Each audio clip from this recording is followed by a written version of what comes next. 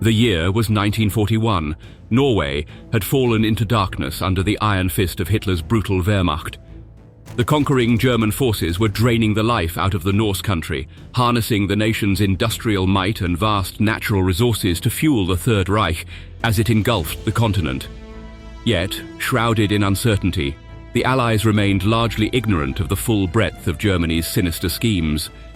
That was until, fleeing his home country, Leif Tronstad, a scientist turned resistance fighter, arrived in England after barely escaping the claws of the Gestapo. He brought the Allies shocking and vital news about German operations in occupied Norway. The intelligence he delivered confirmed the worst speculative fears of the Allied commanders. The Germans had seized control of the Vemork hydroelectric power plant and were producing heavy water at a terrifying pace. Top Allied leaders privy to the top-secret progress of America's Manhattan Project knew heavy water was crucial in creating an atomic weapon. The largest plant in Europe was now a ticking time bomb, producing this essential ingredient in massive quantities. This production, this countdown to an unfathomable horror, had to be halted. No cost was too great, no risk too immense. And so, under the weight of this dire imperative, one of the most daring, high-stakes commando operations of World War II was put into motion. A ticking clock against a rising tide of darkness, the stage was set for a thrilling saga of courage, resolve, and audacious heroism.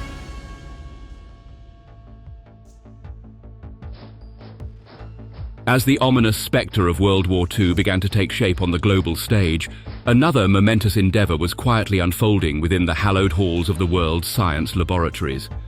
Scholars probed the depths of the atom, unraveling the secrets of nuclear fission theories. The proposition of harnessing colossal amounts of energy from the most minuscule particles known to humanity held the promise of revolutionizing the world. A seismic shift in our understanding that threatened to shatter all previous notions of power.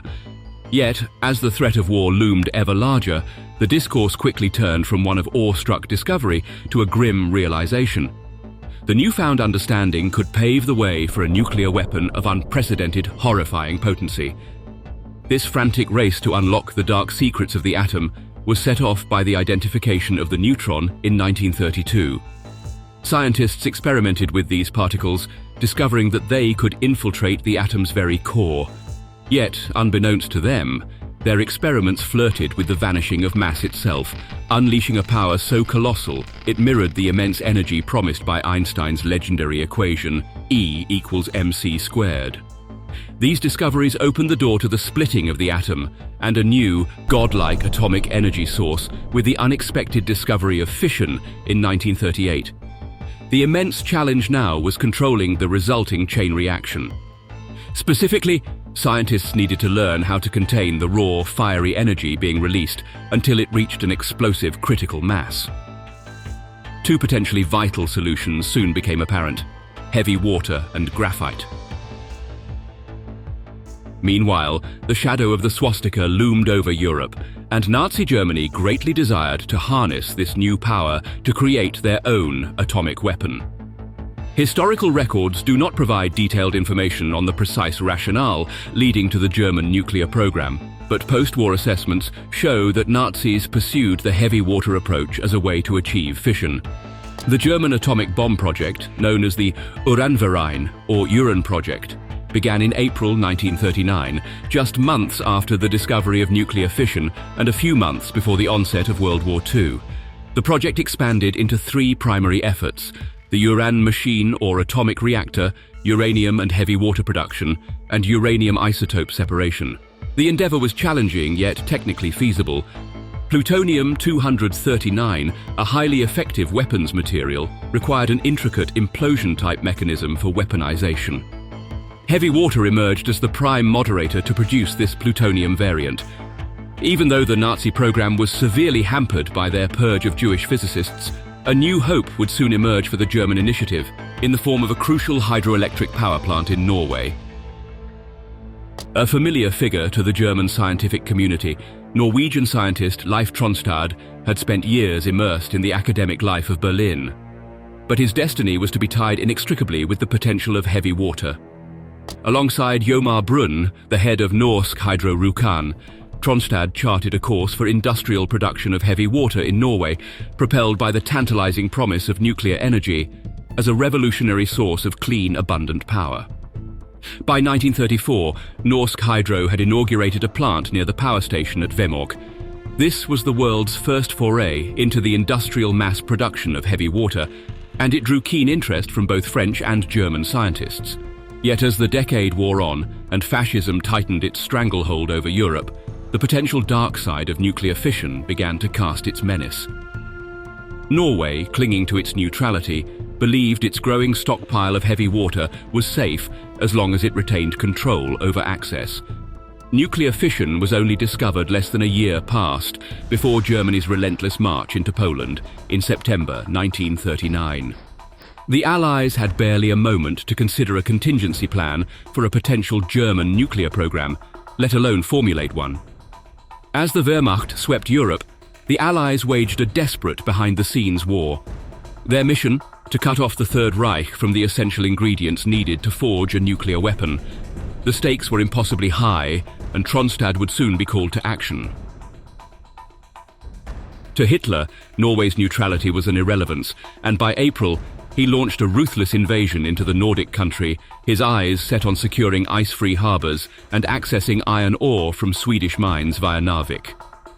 His attention would soon turn to the Vemork plant's hefty supply of heavy water.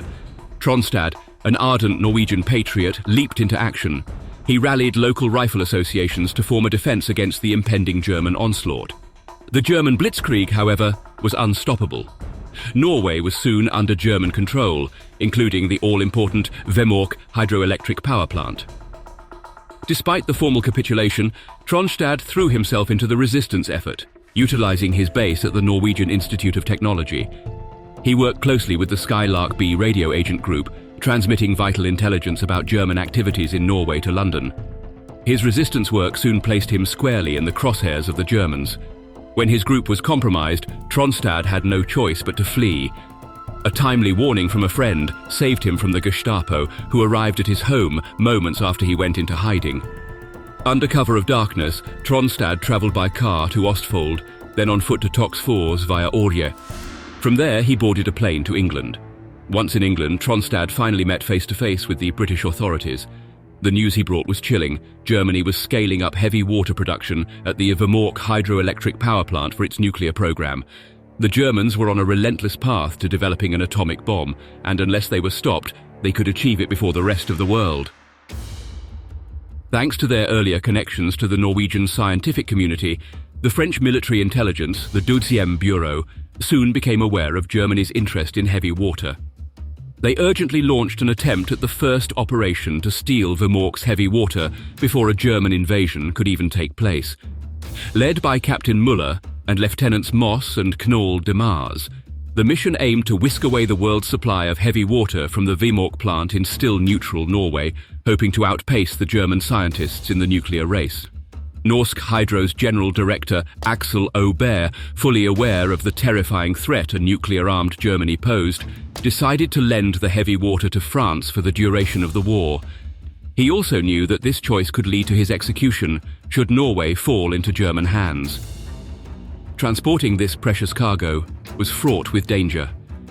The Abwehr, Germany's military intelligence, was active in Norway and had been alerted to the French activities. Undeterred, the French agents managed to clandestinely transport the heavy water to Oslo, Perth, Scotland, and France. However, by May 1940, France was no longer a sanctuary from the relentless assault of the Wehrmacht. As German tanks began to roll across the Ardennes, French nuclear scientist Frédéric Joliot-Curie took responsibility for the precious material, hiding it in a Banque de France vault and then a prison, desperate to keep the heavy water from falling into German hands. Then, as the grip of the Third Reich tightened around France, Joliot-Curie orchestrated a last-minute transfer to Bordeaux. The heavy water was hurriedly loaded onto the British tramp steamer Broompark, just as Paris succumbed to German control. The vessel sailed from the devastated nation, carrying not just the world's stock of heavy water, but also fugitive scientists and British refugees.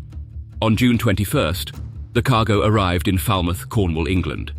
The Allies had barely managed to prevent the world's supply of heavy water from falling into Germany's clutches. But it was a temporary victory. Hitler now controlled Vemork, and it was only a matter of time before he found a way to produce more. The Allied mission was clear yet daunting. The Vemork hydroelectric power plant, the heart of Germany's nuclear aspirations, had to be destroyed. An air raid seemed the obvious choice, but well acquainted with the plant's layout, Tronstad threw cold water on this plan. The chemist revealed that civilian housing was too close, and the heavy water facility, nestled within an armored basement of the electrolyzing plant, was likely to survive the bombing. The British needed a new plan, one that was intricate and stealthy. In October 1942, Combined Operations Headquarters launched a two-pronged operation to destroy the Vemork plant. First, a team of Norwegians, trained by the Special Operations Executive, or SOE, would be parachuted in as an advance force, a move christened Operation Grouse. Once they had established their positions, they would progress into a new stage called Operation Freshman, where a party of British engineers would be airlifted in by glider to strike the plant. On October 18th, 4 Norwegian commandos, trained by the SOE, descended from the sky into Norway. The vast distance they had to ski from their drop point in the wilderness to the plant meant Operation Grouse would be a slow-burn mission. The team had been tasked to commit blueprints to memory, a shift from previous failed SOE plans. The British were initially apprehensive when the Grouse team was delayed in contacting the SOE. The Norwegians had been dropped at the wrong location and had lost their way several times. But when they finally made contact, their coded message, 3 pink elephants, brought relief and joy to the British commanders. Operation Grouse was a success, paving the way for the next phase. Operation Freshman took flight on November 19th, with a daring plan for a glider-borne landing on the frozen lake Mosvatn near the plant. 2 airspeed Horsa gliders, each towed by a Handley Page Halifax bomber and carrying 15 Royal Engineers of the 9th Field Company, 1st British Airborne Division, launched from RAF Skitton near Wick, Caithness, Scotland. The hazardous journey was even more treacherous due to the long flight distance and poor visibility. Tragedy struck when one Halifax tug crashed into a mountain, with the glider it was towing crash landing nearby. Meanwhile, the other Halifax managed to reach the landing zone, but with radar beacons failing and fuel running low, the pilot decided to abort the operation and return to base. The turbulent return journey ended with the tow rope snapping and the second glider crash landing, leading to more casualties. The Gestapo captured the survivors. It was a tough pill to swallow for the Allies, unaware of the mission's fate until they intercepted a German message stating that 2 gliders and 1 warplane had been taken down and the crews engaged and eliminated. Moreover, the failed raid had another unfavorable outcome. It alerted the Germans to the Allies' interest in their heavy water production, leading to increased defenses in the area. The surviving Norwegian Grouse team found themselves in a brutal waiting game in their mountain hideout, surviving on moss and lichen until they captured a reindeer just before Christmas. The stage was set for the next desperate attempt to halt Germany's march toward atomic power. The disastrous outcomes of Operations Grouse and Freshman had been a blow to the Allies' plans, exposing the Germans to their interest in Vemork. However, there was a sliver of hope amidst the wreckage. The Norwegian Grouse team had evaded capture. It was likely still operational near the power plant. The British command decided to take another shot at the mission. Tronstad, the scientist turned spy, was frustrated by the shortcomings of the earlier missions and took the lead in organizing the next attempt, codenamed Operation Gunnerside. Tronstad initially wished to lead the operation and personally rig the plant with explosives, but his commanders considered him too valuable to risk and vetoed his proposal. Instead, Tronstad used his intimate knowledge of the facility and its surrounding areas to provide detailed instructions and training to the new team of saboteurs.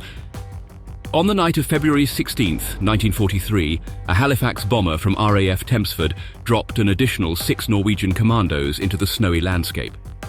They successfully rendezvoused with the existing Grouse team, now known as the Swallow team. Together, they started making final preparations for their assault, scheduled for the night of February 27th. After the botched Freshman attempt, the Germans had beefed up security around the plant with mines, floodlights, and additional guards. A 75-meter bridge spanning a deep ravine above the River Mana was fully guarded, presenting a significant obstacle. The commandos decided to descend into the ravine, cross the icy river, and climb the steep hill on the other side.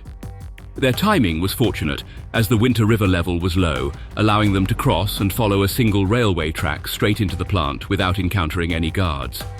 At 12:30 a.m., they arrived at the plant and were able to cut through the security fence using wire cutters.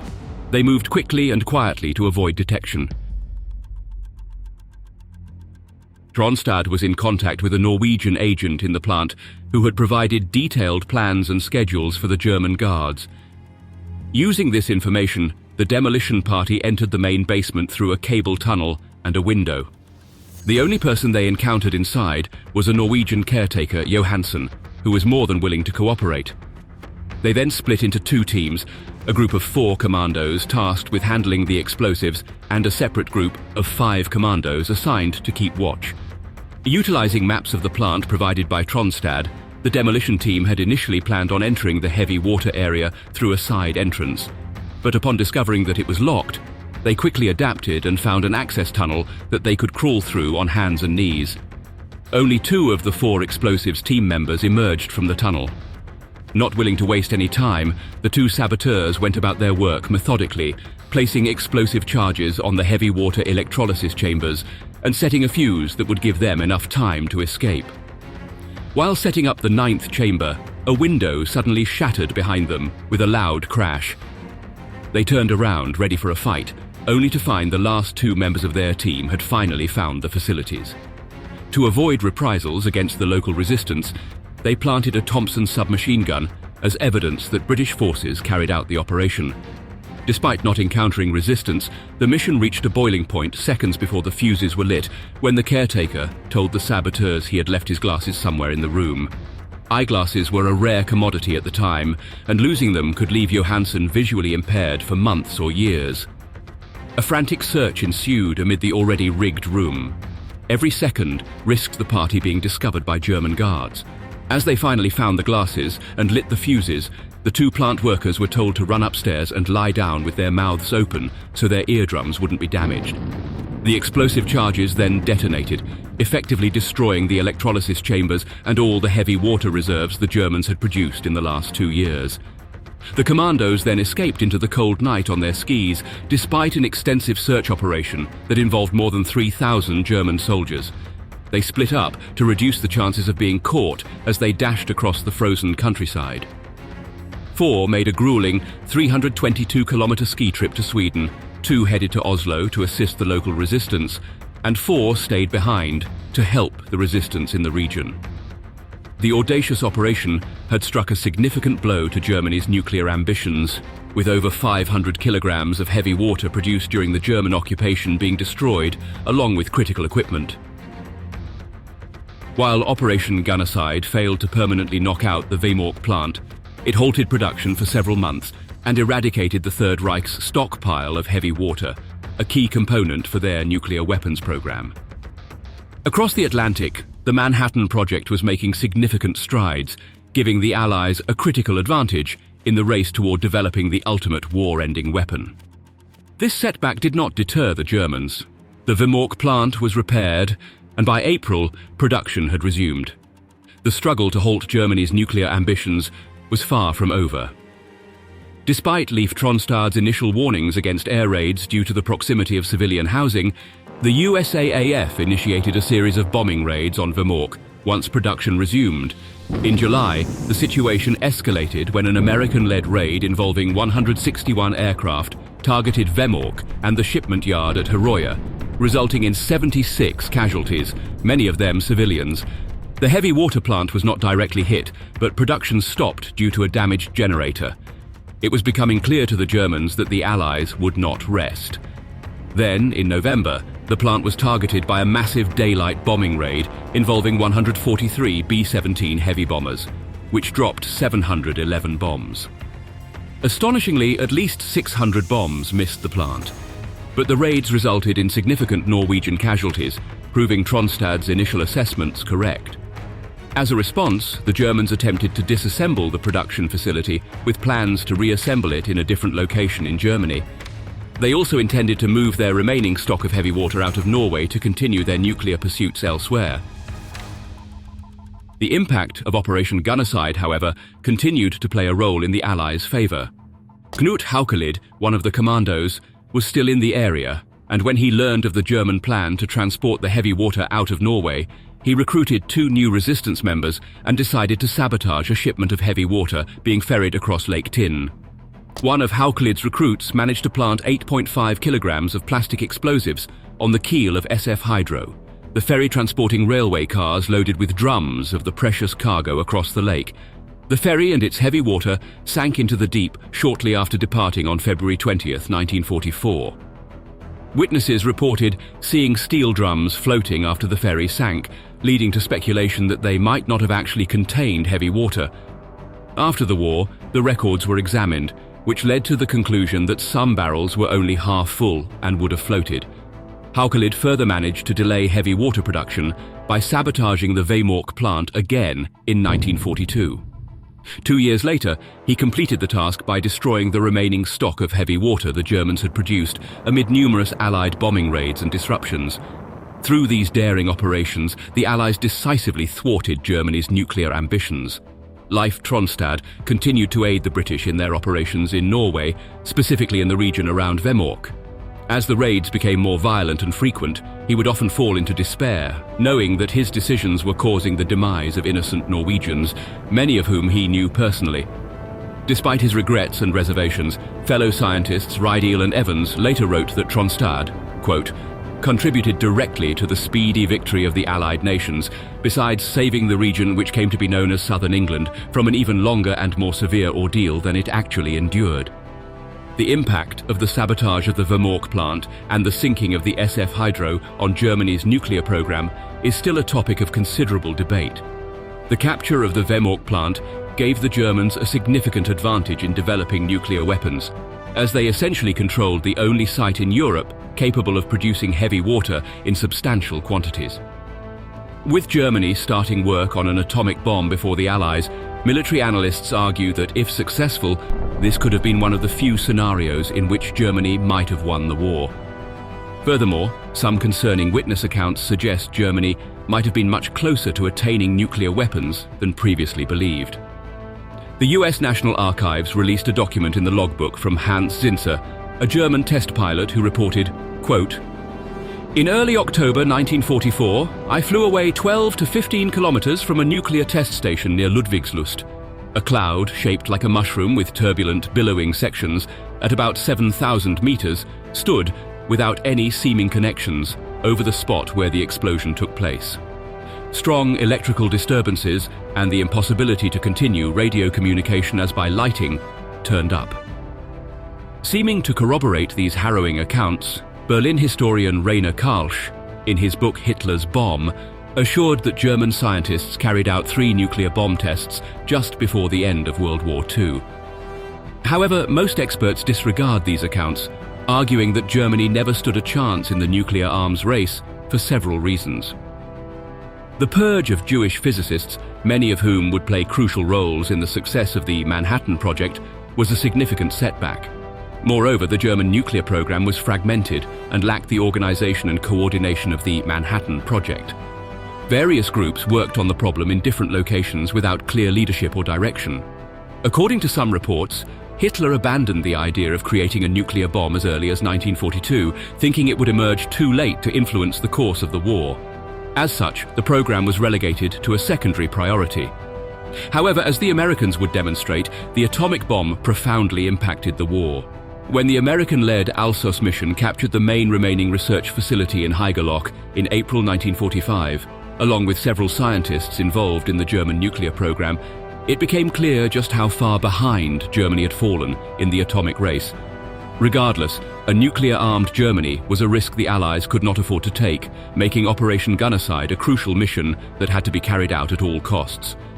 Recent investigations into the sinking of SF Hydro have confirmed that the heavy water on board was of limited purity.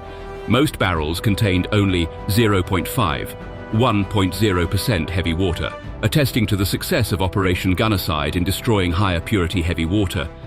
The manifest indicated that only 500 kilograms of heavy water were being transported to Germany, only a tenth of the amount they would have needed. Hydro was carrying too little heavy water to supply even one reactor, let alone the 10 or more tons required to produce enough plutonium for a nuclear weapon. This evidence underscores the German nuclear program's deficiencies and Operation Gunnerside's success. Some argue that this operation dealt a significant blow to the Uhrenverein, convincing Hitler that pursuing nuclear weapons was not worth it. If this theory holds any truth, the Norwegian heavy water sabotage could be the most critical mission in World War II, as it may have prevented a nuclear-armed Germany from dominating the world.